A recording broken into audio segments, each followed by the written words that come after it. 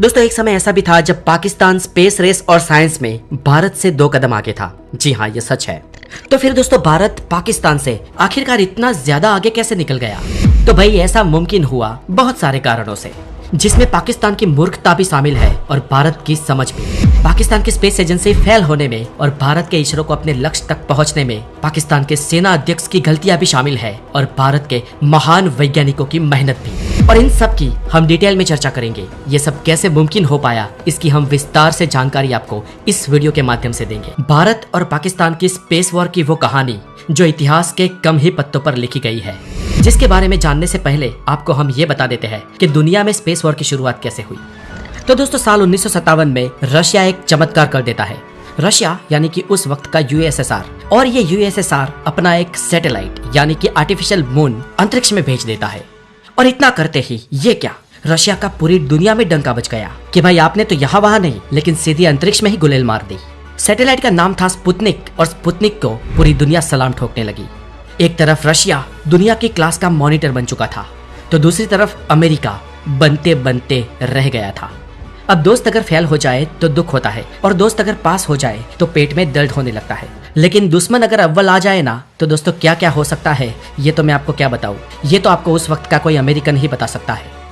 अब यूएसएसआर की इस सफलता के बाद अमेरिका सदमे में था, और इस सदमे से बाहर निकलने के लिए अमेरिका ने अपने स्पेस मिशंस लॉन्च कर दिए और शुरुआत हुई इस साल 1958 में नासा की।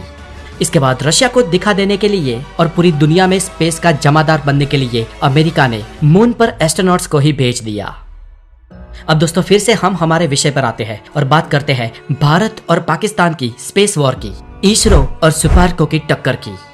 पाकिस्तान की स्पेस एजेंसी सुपार्को की बात करें तो उसने भारत से पहले स्पेस में अपना रॉकेट लॉन्च किया था, और वो भारत से करीब 8 साल पहले एस्टेब्लिश हुई थी। अब आप सोचोगे कि आखिर पाकिस्तान जैसा देश ऐसा कैसे कर सकता है? तो ऑफ कोर्स ये पाकिस्तान ने नहीं किया था, ये किया था दुनिया के जमादार ने। पाकिस्तान ये सब कुछ कर ही पाया था अमेरिका की मदद से। रशिया के बाद अमेरिका स्पेस में अपना दबदबा बनाना चाहता था, और रशिया की सफलता के बाद अमेरिकन प्रेसिडेंट ने तो ये भी ढिंढोरा पीट दिया था कि हम मून पे इंसानों को ही भेज देंगे। और ये बहुत ही बड़ी कमिटमेंट थी, इसलिए अमेरिका को बहुत सारे देश अपने अलायंस के रूप में चाहिए थे। उस वक्त अमेरिका को एशिया में एक पार्टनर की जरूरत थी। अब स्वाभाविक है कि भारत पहले से रशिया का मित्र था, यानी कि यूएसएसआर का मित्र था, इसलिए उनको अपने पार्टनर के रूप में पाकिस्तान को चुनना पड़ा। और पाकिस्तान ने इस अपॉर्चुनिटी को लपक कर झपट लिया, और 1961 में पाकिस्तानियों ने अपनी स्पेस एजेंसी यानी कि सुपार्को को एस्टेब्लिश कर दिया। और दोस्तों ऐसे अमेरिका की मदद से पाकिस्तान ने अपना स्पेस प्रोग्राम साल 1961 में लॉन्च कर दिया, और इस पूरे मिशन को लीड किया था एक पाकिस्तानी जीनियस अब्दुल सलाम ने। आपको बता दें कि ये अब्दुल सलाम पाकिस्तानी स्पेस एजेंसी सुपार्को के फाउंडर भी थे। अब दोस्तों आप बताएं कि हमारे पास कौन थे? अब्दुल कलाम थे, और इनके पास कौन था? अब्दुल सलाम। अब अब्दुल कलाम साहब का तो हमारे देश में क्या रुतबा था, क्या शख्सियत थी, ये तो हम सब जानते हैं, हम क्या पूरी दुनिया जानती है। लेकिन अब्दुल सलाम का इन पाकिस्तानियों ने क्या किया, ये एक इंटरेस्टिंग स्टोरी है। इस वीडियो में आगे आप वो भी जानोगे कि अपनी ही स्पेस एजेंसी के फाउंडर के साथ पाकिस्तान ने क्या किया। अब इसे आगे बात करें तो अपने स्पेस प्रोग्राम लॉन्च करने के बाद पाकिस्तान ने अगले ही साल एक साउंडिंग रॉकेट भी स्पेस में भेजा। अब दोस्तों इस वक्त तक भारत में कोई भी स्पेस प्रोग्राम लॉन्च नहीं हुआ था, और जो टेक्नोलॉजी उस वक्त पाकिस्तान को अपनी झोली में खैरात में मिली थी, उस स्पेस टेक्नोलॉजी का वो भारत के खिलाफ भी यूज कर सकता है। इस बात को भारत के एक महान वैज्ञानिक विक्रम साराभाई बखूबी जानते थे, और विक्रम साराभाई के विजन और उनकी मेहनत ने ही भारत को इसरो दिया। तो चलिए पहले फटाफट शॉर्ट में ये जान लेते हैं कि विक्रम साराभाई आखिर कौन थे। दोस्तों विक्रम साराभाई कोई आम इंसान नहीं थे। वो 12 अगस्त साल 1919 में भारत के गुजरात प्रदेश में, हालांकि उस वक्त उसे गुजरात नहीं लेकिन बॉम्बे स्टेट कहा जाता था, उस विस्तार के अहमदाबाद शहर में विक्रम साराभाई का जन्म होता है। पूरा नाम था विक्रम अंबालाल साराभाई, जो खुद एक कैम्ब्रिज ग्रेजुएट थे। विक्रम साराभाई भारत की उस वक्त की one of the richest family में पैदा हुए थे। वो कॉस्मिक रेस की फील्ड में भी एक्सपर्ट थे, और उनको एक महान हस्ती डॉक्टर सीवी रमन ने ट्रेन किया था। उनके पास कैम्ब्रिज की डिग्री थी, पैसा भी उनके पास बहुत था, और भारत के बाहर चाहते तो वो किसी भी वक्त किसी भी देश में जाकर अपना जीवन निर्वाह कर सकते थे। लेकिन देश के इस सपूत ने भारत में रहने का डिसीजन लिया, क्योंकि दोस्तों उस वक्त उनका एक सपना था भारत को स्पेस में ले जाने का। दोस्तों विक्रम साराभाई ने जब ये बात कुछ लोगों को कही तो वो लोग उन पर हंसने लगे। एक बार एक विदेशी अखबार ने विक्रम साराभाई को पूछ लिया कि भारत जैसे गरीब देश को स्पेस में जाने की क्या आवश्यकता है। तब विक्रम साराभाई ने बताया कि भारत इस वक्त गरीब है, इसीलिए हमें स्पेस में जाने की जरूरत है, क्योंकि स्पेस प्रोग्राम्स और उसके मिशंस भारत की इकोनॉमी में और भारत की बढ़ती अर्थव्यवस्था में सबसे ज्यादा मददगार साबित होंगे। और दोस्तों ऐसा हुआ भी। अब भारत के स्पेस मिशन भारत के लिए कैसे पैसा बरसा रहे हैं उसकी चर्चा हम आगे इस वीडियो में करते हैं, पर उससे पहले इसरो की स्थापना की ये कहानी पूरी कर देते हैं। इसके बाद दोस्तों इस सभी परिस्थिति को समझकर, उस पर गौर कर उस पर रिसर्च कर विक्रम साराभाई के सामने बहुत सारी चुनौतियां थी। उस वक्त इंडिया के पास इतना इंफ्रास्ट्रक्चर नहीं था, भारत को स्पेस सेक्टर में लीड करने वाले बेहतरीन लोग भी नहीं थे और अच्छे वैज्ञानिकों को उस वक्त देने के लिए पैसा भी भारत के पास नहीं था। तो फिर हमने ये सब कर कैसे दिखाया? क्या हमारे पास जज्बा था? दोस्तों हाँ वो था, लेकिन मैं जज्बे की और कोई इमोशनल बात आपके सामने नहीं करूंगा, बिल्कुल टू द पॉइंट साइंटिफिक बात करूंगा जो प्रैक्टिकल भी है। और ऐसे हालात में दिल के साथ दिमाग से सोचना और प्रैक्टिकलिटी ही हमें इन सबसे उबार सकती है। अब दोस्तों विक्रम साराभाई इन सभी प्रॉब्लम्स को ओवरकम करके इससे आगे बढ़ना चाहते थे और इंडिया के लिए अंतरिक्ष में जाने का रास्ता बनाना चाहते थे। और इसके लिए विक्रम साराभाई ने अपनी स्ट्रेंथ और नॉलेज का फायदा उठाया। उन्होंने दुनिया को बताया कि भारत के स्पेस सेक्टर में इन्वेस्ट करो, हम में दम है, हमें नॉलेज है, एजुकेशन है और इससे दुनिया का फायदा होगा। दोस्तों ये बात ना उन्होंने कही लेकिन करके भी दिखाई। उस वक्त फ्रांस ने हमें फ्री में अपने पेलोड्स प्रोवाइड किए थे। दुनिया के कई देशों ने मदद की और अमेरिका ने भी अपने अपाचे रॉकेट हमें प्रोवाइड किए। और इसके साथ भारत ने अपने नॉलेज, अपने जज्बे और अपने अनुभव से एक बहुत ही विशाल रॉकेट बनाया। नवंबर साल 1963 में बूम, हमारे देश से पहला साउंडिंग रॉकेट लॉन्च हुआ। अब दोस्तों भारत की धरती से पहला रॉकेट लॉन्च होने के बाद भी इसरो जैसी ऑर्गेनाइजेशन अभी तक हमने नहीं बनाई थी। इसरो को शुरू होने में भी कुछ साल बाकी थे, लेकिन इस बीच भारत के वैज्ञानिकों ने दूसरे देशों ने जो स्पेस टेक्नोलॉजी इजाद की थी उसको समझकर और अपना उसमें नॉलेज डालकर स्पेस टेक्नोलॉजी में डेवलपमेंट करते रहे। और आखिरकार 15 अगस्त 1969 के दिन इसरो की स्थापना हुई। इसरो ने शुरू होते ही सैटेलाइट इंट्रोडक्शनल टेलीविजन एक्सपेरिमेंट शुरू कर दिया, यानी कि भारत के सैकड़ों गांवों में हजारों लोगों को उस वक्त सैटेलाइट के थ्रू एजुकेशन देना शुरू कर दिया। ऑफ कोर्स जो टीवी के माध्यम से था। आपको बता दें कि हमारा पहला सैटेलाइट साल 1975 में लॉन्च हुआ था, जिसका नाम था द आर्यभट्ट सैटेलाइट। और आपको ये भी बता दें कि हमारी सरकारों ने स्पेस प्रोग्राम की अहमियत को समझा और वो इसरो को फंडिंग करते रहे। इसके बाद 1983 में इसरो ने हमारा पहला सैटेलाइट कम्युनिकेशन सिस्टम लॉन्च किया। हमारे वैज्ञानिकों की मेहनत देखिए दोस्तों, ये देखिए इसरो की शुरुआती तस्वीरें जब इसरो अपने शुरुआती चरणों में था। और आज देखिए इसरो की ये सक्सेस जिसे पूरी दुनिया सलाम कर रही है।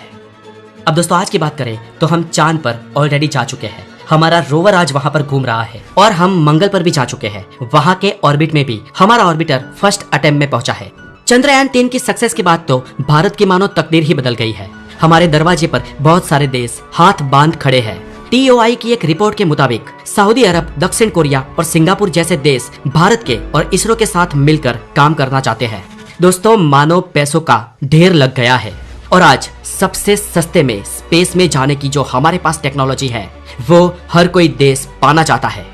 इसके साथ ही दोस्तों स्पेस पर जाने की टेक्नोलॉजी पर बात करना जितना आसान है ना, ये टेक्नोलॉजी इससे कहीं ज्यादा कॉम्प्लेक्स है। अगर इस टेक्नोलॉजी के बारे में आप जानना चाहते हैं तो इसके लिए हम आगे एक वीडियो बनाएंगे। अगर आप उस पर एक वीडियो चाहते हैं तो हमारे कमेंट बॉक्स में इसके बारे में लिखे।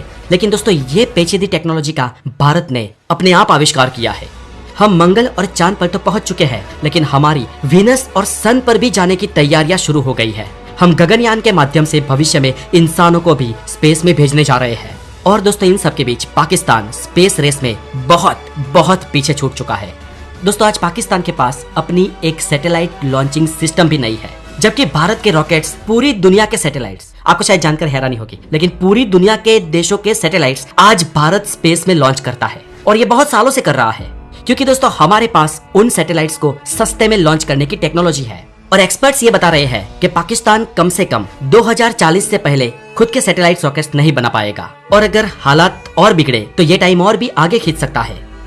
अब दोस्तों ये सब जानने के बाद आपके मन में एक सवाल जरूर उठा होगा कि आखिर पाकिस्तान की स्पेस एजेंसी हमसे पहले शुरू हुई थी तो वो आगे क्यों नहीं बढ़ पाई। तो दोस्तों इसका कारण है पाकिस्तान की और हमारी सोच में फर्क।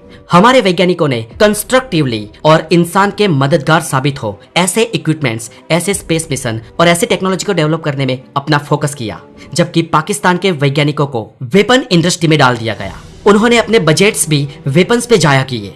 उनका एक ही फोकस था, भारत को डिस्ट्रॉय करना। इसके अलावा दोस्तों पाकिस्तान देश के साथ उसकी स्पेस एजेंसी भी गड्ढे में गई, उसका एक कारण था वही जो आमतौर पर हर पाकिस्तान के डिपार्टमेंट में देखने को मिलता है, उसकी सेना की हर चीज में टांग लड़ाना। पाकिस्तान के हर डिपार्टमेंट की तरह सुपारको की सत्ता भी रिटायर्ड जनरल के पास रही है, जिनका स्पेस और एस्ट्रोनॉमी से कोई वास्ता नहीं था। जबकि इसरो की डायरेक्टरशिप हमेशा से क्वालिफाइड एस्ट्रोनॉमर्स या फिर क्वालिफाइड फिजिसिस्ट के पास ही रही है। तो फ्रेंड्स, इस तरह lack of political will, financial crunch, lack of technology, Pakistan के पॉलिटिशियंस और पाकिस्तान के मिलिट्री जनरल्स की बार बार पिन मारने के कारण सुपारको की भैंस खड्डे में चली गई है, जो बहुत सालों तक अभी ऊपर नहीं उठने वाली।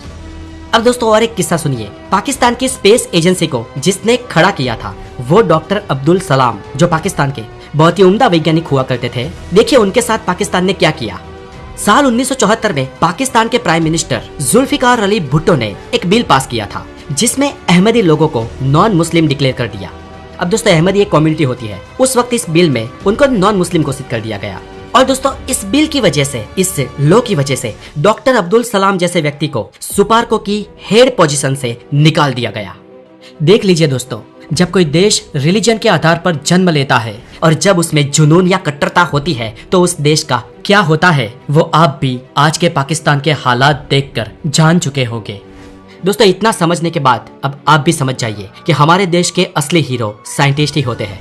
ये आम लोग होते हैं, आप और हमारे जैसे, जो EMI पर अपना घर खरीदते हैं, जो सैटरडे संडे या वीक ऑफ के दिन पार्क में जाते हैं, अपने परिवार के साथ घूमते हैं। लेकिन फ्रेंड्स, यही लोग देश का भविष्य तय करते हैं। और दोस्तों ऐसे लोगों को, हमारे वैज्ञानिक दर्जे के लोगों को किसी फिल्म अभिनेता या फिल्म अभिनेत्री से ज्यादा रिस्पेक्ट देने की जरूरत है। उन्हें असली हीरो मानने की जरूरत है, जो आज धीरे धीरे देश में हो भी रहा है।